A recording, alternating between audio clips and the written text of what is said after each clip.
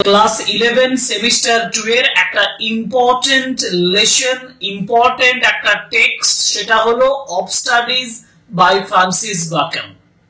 যারা টেক্সটের অ্যানালিসিস করে নিয়েছো, যারা এসে কিউ করে নিয়েছো, তাদের কাছে নেক্সট যে এম বা লক্ষ্য সেটা হচ্ছে লং কোয়েশ্চেন করা।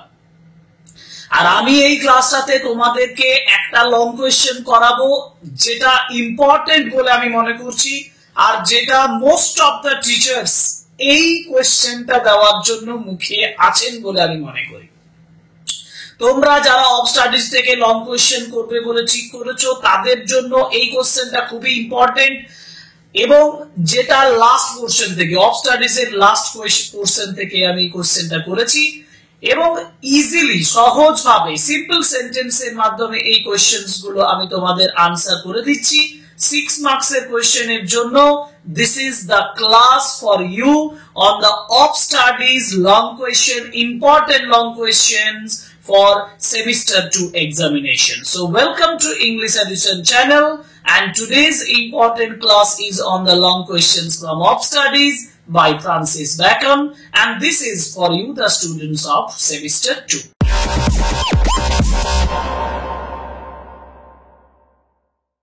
প্রথম যে কোয়েশ্চেনটা আমি তোমাদের জন্য দিয়েছি, দেখো, যেটা একেবারে অফ স্টাডিজ এর লাস্ট পোরশন থেকে, একেবারে অফ স্টাডিজ এর শেষ পোরশন থেকে, সেটা হচ্ছে what does Bacon say about reading, conference and writing. একেবারে যখন তুমি অফ স্টাডিজ এর শেষে মানে লাস্ট পোরশনে চলে আসবে, তখন এই চারটে ইম্পর্টেন্ট কোয়েশ্চেন হয়। যে চারটে ইম্পর্টেন্ট কোয়েশ্চেনের একটা কোয়েশ্চেন হচ্ছে what does Bacon say about reading, conference, writing. Reading, conference বা যেটা আমরা কনভারসেশন বলি, এবং রাইটিং, এই তিনটের মাধ্যমে বেকন কি বলতে চেয়েছেন, তিনটের সম্পর্কে কি বলতে চেয়েছেন। সেকেন্ড কোয়েশ্চেন যেটা, সেটা হচ্ছে what do different subjects do to a person or reader. অর্থাৎ বিভিন্ন subjects, what do different subject, বিভিন্ন ধরনের বিষয়, যে সাবজেক্টস গুলো একজন ব্যক্তি, একজন রিডার, একজন পারসনের ক্ষেত্রে কি করে থাকে, what do the subjects do. Number 3 যেটা, সেটা হচ্ছে how does beacon show solutions two physical elements. Physical elements বলতে শারীরিক অসুস্থতার কথা বলা হয়েছে। বেকন শারীরিক অসুস্থতার ব্যাপারে কোন সলিউশনের কথা তিনি দিয়েছেন। অর্থাৎ শরীরে যখন কোনো প্রবলেমস হয়, যখন শরীরে অসুস্থতা দেখা যায়, বিভিন্ন যে অসুস্থতার ক্ষেত্রে কি কি সলিউশনস আছে সেই বিষয়ে বেকন কি বলেছেন, এটা 3rd নম্বর কোয়েশ্চেন। এবং ফাইনালি যেটা আসছে সেটা হচ্ছে what does Bacon say about the healing effects of studies. অর্থাৎ স্টাডিজ এর নিরাময় করার যে গুড, মানে স্টাডি কিভাবে নিরাময় করতে পারে, যেটা কোয়েশ্চেনটা অন্যভাবে তোমাদেরকে দিতে পারে যে how can study solve every defect of mind also. মাইন্ডের বিভিন্ন ডিফেক্ট কিভাবে স্টাডি সমাধান করতে পারে, মানে বিভিন্ন সাবজেক্টের ইফেক্ট বিভিন্ন ভাবে হয়, সেটা কিভাবে তৈরি করতে পারে, সেটার উপরে কোশ্চেন দিয়েছি। এবং এই কোশ্চেন গুলো 1 2 3 4 2 + 2 + 2 + 2 কত হলো 8 মার্কস। আমার তো 8 মার্কস এর কোশ্চেন পড়ে না, পরীক্ষায় তো পড়বে 6 মার্কস এর কোশ্চেন।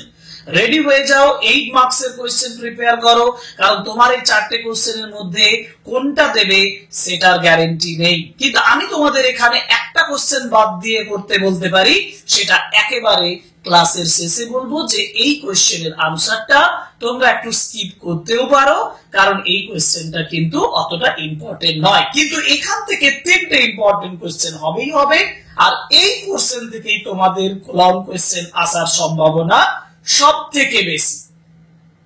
তাহলে ফার্স্ট কোয়েশ্চেনের আনসার প্রথমে আলোচনা করে যাই। ফার্স্ট কোয়েশ্চেন হচ্ছে what does Bacon say about reading, conference এবং and writing.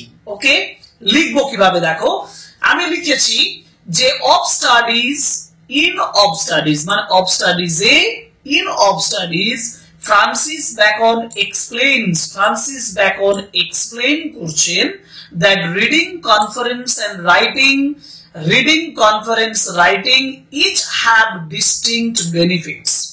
That reading, conference and writing each have distinct benefits. তোমরা each কথাটা নাও দিতে পারো, have distinct or different benefits, আলাদা আলাদা সুবিধা বা সুযোগ রয়েছে।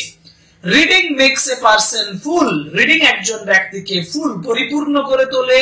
কেন? কারণ as it provides knowledge and understanding, কারণ এটা জ্ঞান দেয় এবং আন্ডারস্ট্যান্ডিং দেয়, এটা একটা অংশ। কনফারেন্স অর ডিসকাশন, ডিসকাশন বা কনফারেন্স কি করে? মেক্স এ পারসন রেডি, একজন ব্যক্তিকে প্রস্তুত করে তোলে, রেডি করে তোলে। It sharpens wit and enables quick thinking, একটা হচ্ছে উইট কে শার্পেন করে, তীক্ষ্ণ করে, এবং কুইক থিংকিং কে এনাবল করে, সমর্থ করে। Writing makes a person exact, writing কি করে? একজন ব্যক্তিকে যথাযথ করে তোলে। Okay, now it improves clarity and precision in thought, clarity মানে একেবারে ক্লিয়ার একটা ধারণা একটা দেয়, এবং প্রিসাইজন ইন থট, একটা প্রিসাইজ থট, একটা ক্লিয়ার কনসেপ্ট তৈরি করার ক্ষেত্রে এটা সাহায্য করে রাইটিং। তাহলে আমি কি বললাম? In of studies Francis Bacon explains that reading, conference and writing each have distinct benefits. Reading makes a person full as it provides knowledge and understanding. Conference or discussion makes a person ready. It sharpens wit and enables quick thinking. Writing makes a person exact. It improves clarity and precision in thought. এটা তোমাকে মুখস্থ করতে হবে এই reading, conference, writing এর ক্ষেত্রে। এবার আমরা যাব পরের সেকশন। পরের সেকশন মানে হচ্ছে what do different subjects do to a person or reader, একজন ব্যক্তিকে বিভিন্ন সাবজেক্ট কি করতে পারে। আমি লিখেছি অ্যাকর্ডিং টু ব্যাকন, ব্যাকনের মতে different subjects have specific effects on mind. দেখো বিভিন্ন সাবজেক্টস এর স্পেসিফিক ইফেক্ট রয়েছে, প্রভাব রয়েছে আমাদের মাইন্ডের মধ্যে। তাহলে different subjects have specific effects on mind. যেমন history makes men wise, number 1 history makes men wise, history একজন মানুষদেরকে বুদ্ধিমান করে তোলে, ওয়াইজ করে তোলে। Number 1 poetry improves creativity, poetry কি করে? ক্রিয়েটিভিটিটা মানে তোমার সৃষ্টিশীলতাটাকে বৃদ্ধি করে। তাহলে poetry improves creativity and imagination, কল্পনাটাকে বৃদ্ধি করে। Mathematics develops a sharp and logical mind, mathematics কি করে? অঙ্ক কি করে? গণিত কি করে না একটা ডেভেলপ করে শার্প, তীক্ষ্ণ এবং লজিক্যাল, যুক্তিসঙ্গত মন একটা তৈরি করে। Okay, natural philosophy that is science, natural philosophy বলতে সায়েন্স কে বোঝায়। Natural philosophy that is science teaches skill in reasoning, reasoning মানে যুক্তি, যুক্তির ক্ষেত্রে দক্ষতা তৈরি করে। And moral philosophy saves character, moral philosophy কি করে? ক্যারেক্টারটাকে সেভ করে, যেটা মানে চরিত্র, সেই চরিত্রটাকে একটা সেভ দেয়, আকৃতি দান করে।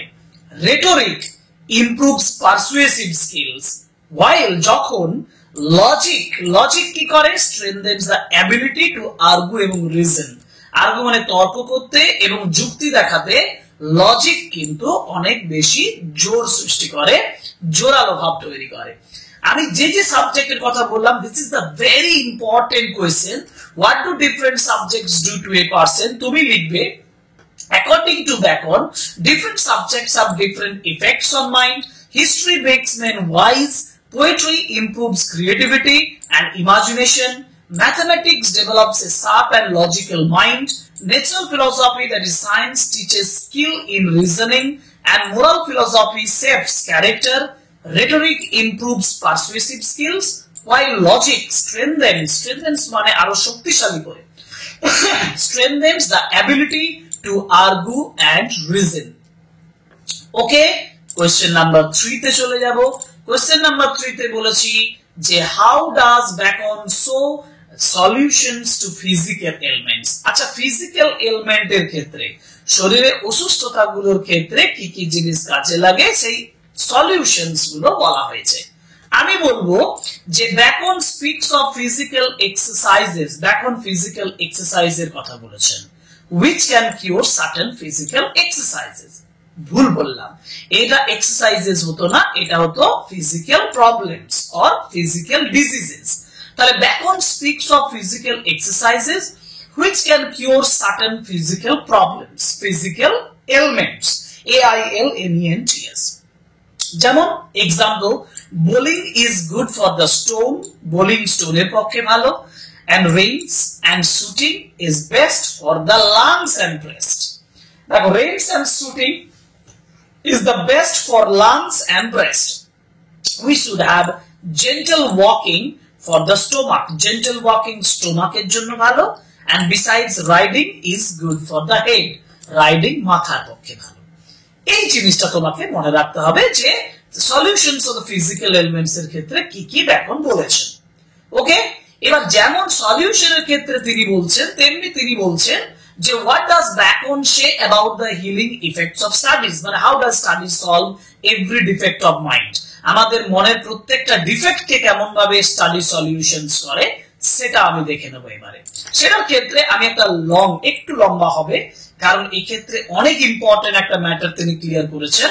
তিনি বলছেন ব্যাকন বিলিভস, ব্যাকন বিশ্বাস করেন that studies serve as a remedy for defects of the mind. Remedy মানে হচ্ছে সমাধান। স্টাডি কি করে? স্টাডি আমাদের মনের যে ডিফেক্ট, মনের যে প্রবলেম, সমস্যা, সেটার একটা সমাধান হিসেবে কাজ করে। If a person has difficulty, যদি একজন মানুষের জটিলতা থাকে ইন কনসেন্ট্রেশন, কনসেন্ট্রেশন মানে হচ্ছে মনোযোগ দেওয়া। ধরো একজন মানুষের কনসেন্ট্রেশনের অভাব, if a person has difficulty in concentration, mathematics can train the mind to be attentive.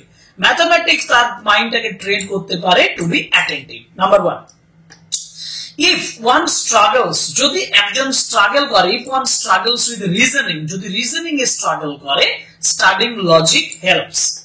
If his wit be not apt to distinguish or find differences, যদি wit তার apt না হয়, নিপুণ না হয় distinguish বা ডিফারেন্স খুঁজে পেতে, তাহলে let him study the schoolmen, কারণ for they are the simony sectores, এটা important, schoolmen are simony sectores, and the study of the lawyers also helps to call up things to prove anything.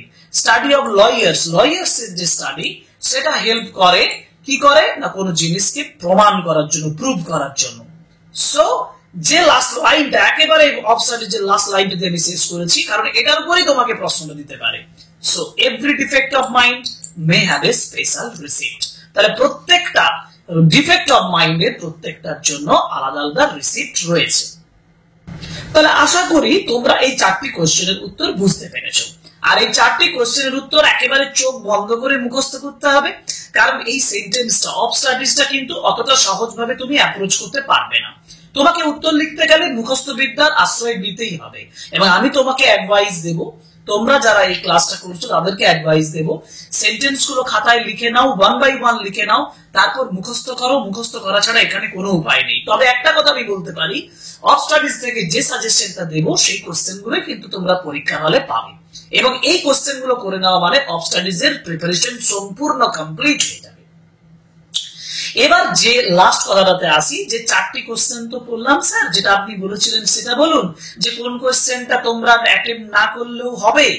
যে কোশ্চেনটা 3 number question, যেটা physical এলিমেন্টের ক্ষেত্রে যে solutions গুলো ব্যাকরণ বলেছে, এটা তোমরা একটু অ্যাভয়েড করতে পারো, কারণ এখানে 3-4টে বিষয় রয়েছে যে বিষয়টা কিন্তু স্টাডির সঙ্গে রিলেটেড। স্টাডির এক্সাম্পলটা দেওয়ার জন্য তিনি এই ফিজিক্যাল এলিমেন্টের কথাটা বলেছেন। অতএব ওই 3 নাম্বার কোশ্চেনটা এখানে ইম্পর্টেন্ট অতটা নয়, কিন্তু ফার্স্ট, সেকেন্ড এবং ফোর্থ কোশ্চেনস যে 3টে আমি 2+2+2 হিসাবে বলছি, this is the most important question that you should do for your semester 2 examination. আশা করি ক্লাসটা ভালো লেগেছে। যদি ক্লাস ভালো লাগে তাহলে অবশ্যই ফিডব্যাক হিসাবে আমি তোমাদের কমেন্ট বক্সে কমেন্ট আশা করছি। আর অতি অবশ্যই সাবস্ক্রাইব করো, লাইক করো, কমেন্ট করো, শেয়ার করো আমার ভিডিওগুলো, এবং তোমাদের এই ফিডব্যাক, তোমাদের এই সাপোর্ট আমার ক্লাসগুলোকে আরো বেশি সমৃদ্ধ করবে, আমাকে আরো ইন্সপায়ার করবে তোমাদের জন্য ক্লাস দিতে। So stay with us, see in our next video. Thank you very much, good bye.